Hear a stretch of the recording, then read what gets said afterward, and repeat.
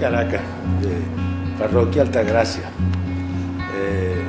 Llego a la ULA, si se quiere, por casualidad, por algunos problemas que tuve en la Universidad Central. El concurso de credenciales que estaba convocado lo desconvocaron y decidí venirme a la ULA por 6 meses, un semestre, para ver cómo era la cosa aquí en Mérida, que todo el mundo hablaba muy bien de la ciudad y del ambiente. Y bueno, esos 6 meses se convirtieron en ya casi los 40 años que tengo aquí.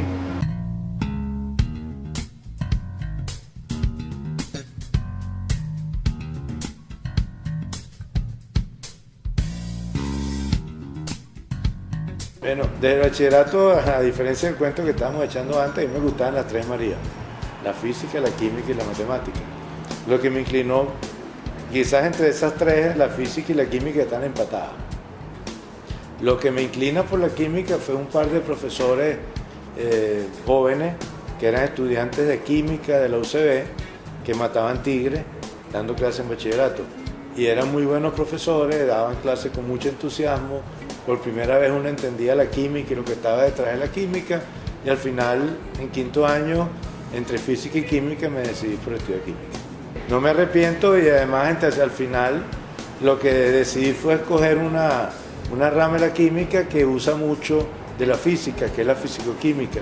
Y dentro de la fisicoquímica, a pesar de que mi tesis de pregrado la hice en experimentos en fisicoquímica experimental, después hice cuando llegué a la ULA, y después hice mi doctorado en fisicoquímica teórica, que usa herramientas típicas de la física normal, la física tradicional, mecánica cuántica, mecánica estadística, y eso se mezcla con la intuición química, que es muy, muy, muy importante.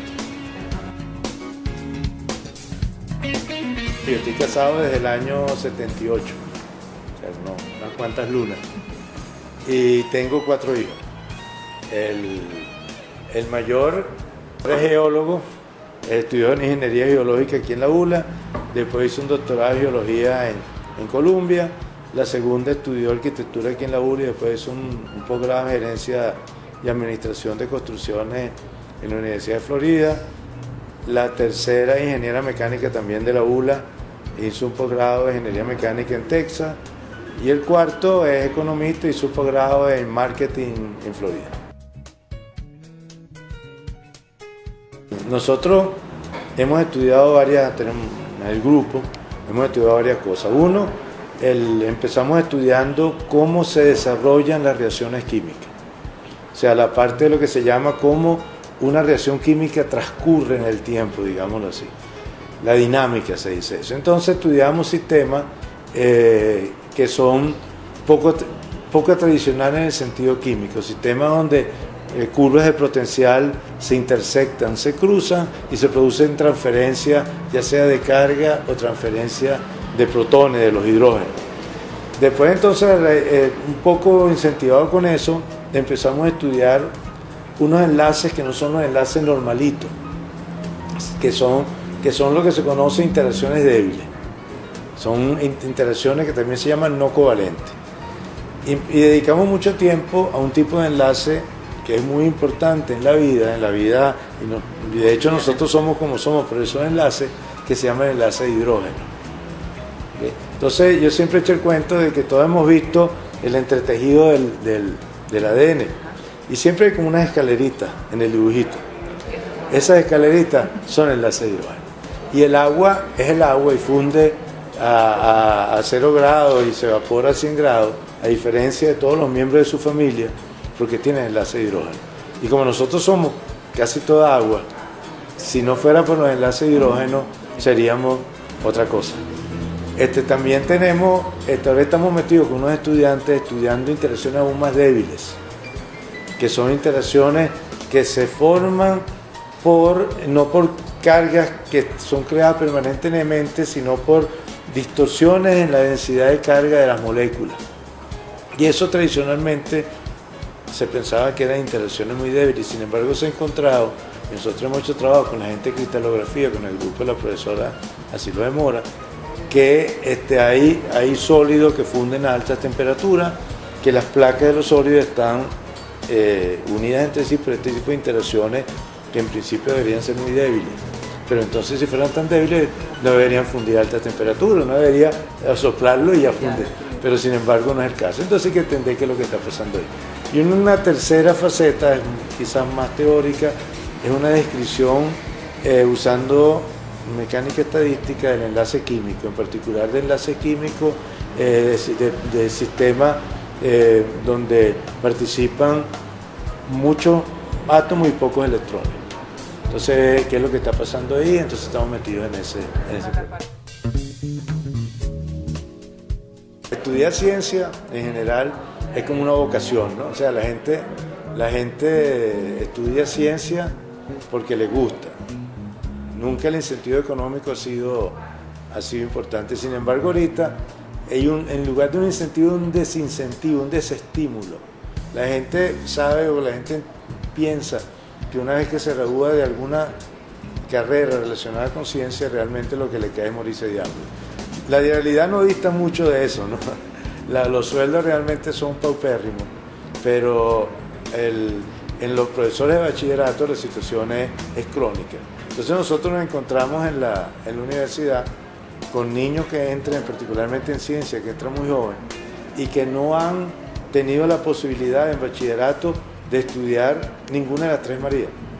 En algunos casos ven matemáticas hasta tercer año, en cuarto y quinto ya no ven ni física, ni química, ni matemática, y entonces tenemos esta aberración, como no ven esas materias, le ponen como calificaciones a esa materia el promedio de las notas del resto de las que vienen.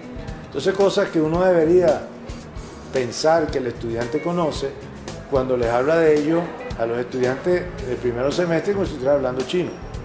Entonces tenemos una estafa a nivel generalizado por parte del sistema educativo, que es que le ofrecen algo a los estudiantes, le ofrecen algo a los niños y ese algo nunca se los cumple. Entonces llegan a la universidad simplemente sin base, sin los elementos básicos, los elementos de lenguaje necesarios para entender las materias elementales que necesitan para su carrera. Entonces, claro, la solución aparentemente que ellos tienen es decir que estas son universidades de élite, que estas son universidades fuera del esquema nacional y crear un sistema paralelo que al final entonces vemos que el producto que sale de ese sistema, donde nunca reprueban a nadie, donde no hay nadie que supervise la calidad de lo que se dicta, donde por supuesto no se hace investigación, que es lo que le permite al profesor estar al día. Entonces al final tú tienes es una situación de unos egresados que nadie tiene la menor idea de cuál es su capacidad para rendirle al país y donde no se toma en cuenta en su formación la deficiencia que se tiene de bachillerato. Un reto que tenemos aquí en los primeros semestres es que nosotros queremos seguir formando profesionales de excelencia, pero la materia prima que nos entra, y no es una materia prima en el sentido humano, la materia prima en el sentido de preparación que deberían tener de bachillerato es absolutamente deficiente. Digamos a nivel de la universidad, del CSH. La cantidad de financiamiento que nosotros recibimos ahorita por el CSH, porque las otras fuentes, FONACYT está prácticamente cerrado, las otras alternativas tampoco existen, entonces solo nos queda la Universidad de CSH. Nosotros con lo que nos da CSH es imposible tener equipo con los cuales trabajar. Y eso, equipo para nosotros es equipo de computación. Los requerimientos computacionales que nosotros exigimos para poder dar unos resultados son más o menos elevados. Bueno, la situación es tal de que para nosotros ahorita poder llevar a cabo un proyecto necesitamos colaborar o la colaboración de amigos del exterior. Si nosotros no tuviésemos ahorita acceso a centros de computación en el exterior, simplemente la mayoría de los trabajos que hacemos no lo pudiéramos realizar. Porque simplemente en el país hacer investigación no es prioridad del Estado y al ser no prioridad del Estado, el financiamiento se destina a comprar Sukhoi, a comprar equipos antimotines, a comprar tanquetas, pero con lo que cuesta una tanqueta probablemente se pudiese hacer un financiamiento interesante, algún proyecto que hace falta para poder atacar los problemas que en medicina quedan al país, que estamos regresando casi a la época de Gómez. Entonces es un problema de que uno tiene esa contradicción, la situación es complicada. El incentivo económico en la dirección de que la persona que trabaja en esto, un muchacho que se gradúa y quiere entrar al IBIC, o quiere entrar a IDEAS, o quiere entrar a la Universidad de los Andes a trabajar, los salarios le va a ser difícil para vivir. Y por otro lado siempre está la contraparte, dice, bueno, el salario es bajo, pero tú vas a hacer lo que a ti te gusta. Vas a tener un medio de trabajo realmente interesante, donde vas a contar con los insumos, vas a contar con los equipos, vas a contar con el ambiente, que es importante para que tú puedas desarrollar una labor científica productiva. Lamentablemente eso no es el caso. Entonces, los muchachos que quedan son muchachos altamente incentivados, que quieren mucho al país, que están muy identificados con nuestra patria y que esperan y aspiran de que haya un cambio pronto que permita revertir esta situación. Alguien me hacía en estos foros que hay en la facultad una pregunta similar y le decía, esto me recuerda a mí muchísimo cuando yo estudiaba, estaba terminando la carrera en el 78 en la Central, hacía mi tesis. Más o menos estamos a ese nivel. En el 78 estamos hablando ya de 40 años atrás. Ahora, hay una diferencia que nos pone a nosotros peor ahorita. Que en el 78 había entusiasmo, había ánimo, todo el mundo estaba emocionado con lo que se estaba por hacer, con el futuro que teníamos científico por delante. Y además había recursos destinados a la investigación, porque estábamos en el momento, a pesar de que Venezuela no tenía tradición científica, había una generación que estaba llegando al exterior. Por ejemplo, mi tutor de pregrado, Carlos Polanco, estaba llegando a Inglaterra, muy animado, muy entusiasmado, con ganas de hacer cosas. Montamos la línea de vacío, que en ese momento era algo absolutamente novedoso en el país. Para darle una idea, es con la atmósfera, la presión que nosotros tenemos ahorita en la cabeza nuestra, es 0,80 y después venía el valor que nosotros teníamos del vacío, que en ese momento nosotros montamos. Ahorita eso por supuesto es insuficiente, pero en ese momento era la vanguardia a nivel internacional. Y así había una cantidad de gente, como les digo, con muchas ganas de trabajar, y el gobierno sabía que había que destinar recursos a la ciencia y la tecnología, porque ese es el futuro económico del país. La situación ha cambiado obviamente. Nosotros llegamos a ser en algún momento la cuarta, quinta productora de ciencia en Latinoamérica. Teníamos por supuesto los tres gigantes por delante, teníamos a Brasil, México, Argentina. Llegamos a ocupar el puesto de Chile, pues Chile estaba pasando un momento político terrible con la dictadura, pero nosotros ahorita estamos muy mal. O sea, estamos Colombia, que nunca ni siquiera se había acercado, nuestra producción ya nos superó. Países como Ecuador, que son países pequeños, tienen una política científica clara de captación de personal formado. Perú, que nunca ha tenido política científica, está haciendo lo mismo. Ni hablar de países como Chile, países como Brasil, países como México, que se han dado cuenta de que el futuro es la ciencia y la tecnología, que el futuro no es el conuco, sino es una ciencia que ayude a tener mejor agricultura, más eficiencia, con más alimentación por el pueblo, una cría de ganado libre de todo tipo de enfermedades, y así sucesivamente, una generación de nuevos materiales con todo lo que nosotros tenemos, y una generación de productos medicinales, que eso tiene que ver con la biología, la química, la medicina, que realmente nos ayuda un paso adelante. Eso pareciera que más allá de la parte enunciativa, más allá de la demagogia que el gobierno acostumbra a hacer, simplemente nos estamos quedando atrás, y es peligroso porque nos estamos quedando atrás, yo diría, a un paso de la irreversibilidad, porque los muchachos que salen a hacer su posgrado, basta revisar las estadísticas, no regresan. Entonces tenemos una generación, los nuevos profesores universitarios son muchachos jóvenes, recién graduados, que hacen los mejores esfuerzos. Sin embargo, en 5 o 10 años, cuando los profesores que ya estamos pasados del tiempo de jubilación, decidamos jubilarnos, van a quedar muy pocos profesores formados en las universidades del país para continuar con esta tarea de investigación que es indispensable para nuestro desarrollo. El primer valor es un fresquito, ¿no? en medio de este ambiente que vivimos, que realmente todos los días nos golpean de una manera u otra, donde uno sale a comprar un papelón, diría uno en el centro, una panela, y dice que uno aquí, y una semana y la otra semana te cuesta el doble, donde realmente los reales no alcanzan. El tener un reconocimiento ayuda emocionalmente, ayuda al ego, por no decirlo. O sea, es importante. ¿Qué es lo que hay que hacer? Trabajar duro y nunca pensar que te lo vas a ganar.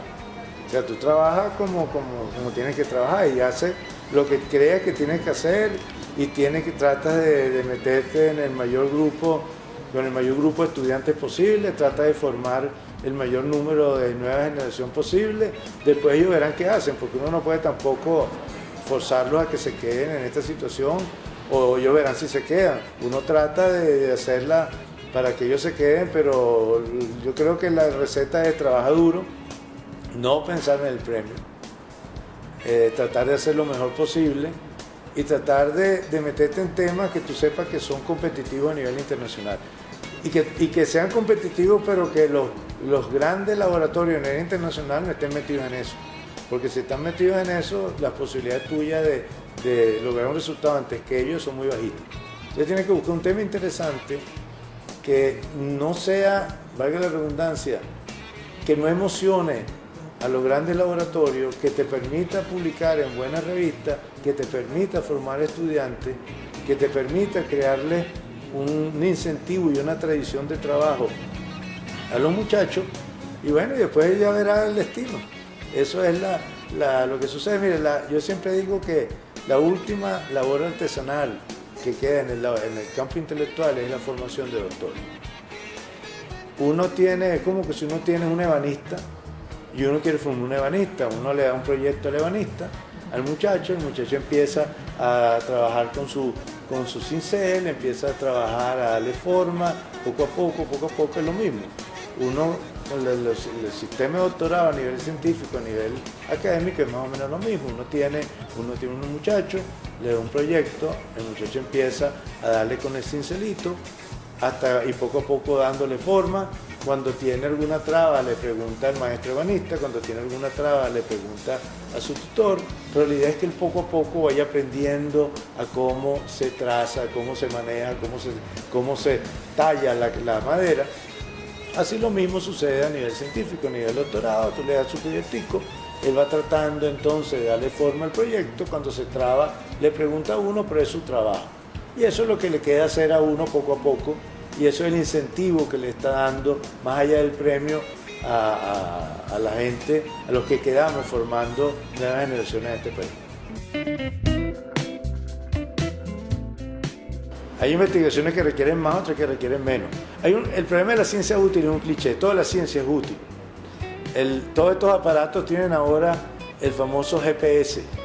El GPS tiene una corrección relativista, porque son 3 satélites, entonces tú tienes que corregir la distancia en uno de ellos, porque si no tienes errores que se acumulan, y al final te dice que tú estás aquí, en realidad estás 2 cuadras más allá. Entonces, pero cuando Einstein trabajó en la relatividad, ni siquiera tenía idea que existían los satélites, y mucho menos que existía un aparato que se llama GPS.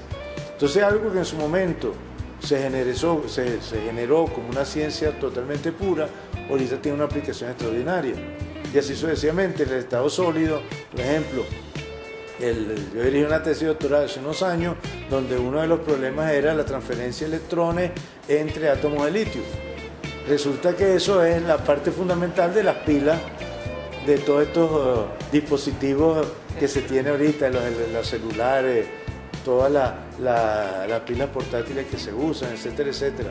Si en ese conocimiento esas pilas no se hubieran podido diseñar. Pero en el momento que se desarrolló esa teoría, ni en mente se tenía que existir los celulares, ni en mente se tenía que necesitaba unos dispositivos de almacenaje de carga muy pequeñitos y de alta capacidad. Entonces, pues digo, ciencia útil, ciencia inútil, quién sabe cuál va a ser útil, cuál va a ser poco útil en 10, 15, 20 años o en 2 años. Eso no se sabe. Entonces, como no se sabe, hay cosas que sí son obviamente aplicables inmediatamente, pero hay cosas que no. Si uno tuviera una bola de cristal, uno diría, voy a financiar esto, yo no voy a financiar esto, pero no lo tengo. Hay que financiar proyectos interesantes, proyectos de calidad y proyectos que sean competitivos a nivel internacional, porque eso es otra cosa, la ciencia no tiene fronteras. Entonces, es algo, uno tiene que tener estándares de calidad a nivel de primer mundo. Uno tiene que dar las clases como si estuviera dando la clase en Harvard, o si estuviera dando la clase en la Universidad de Shanghái, o si estuviera dando la clase en la Universidad de Hanoi, o si estuviera dando la clase en la Universidad de los Andes. O sea, son cosas que son internacionalmente buenas o malas. Y eso es lo que tenemos ahorita, ¿no? Los criterios endógenos en esta cosa no existen. Eso es simplemente demagogia y hay que salir de eso.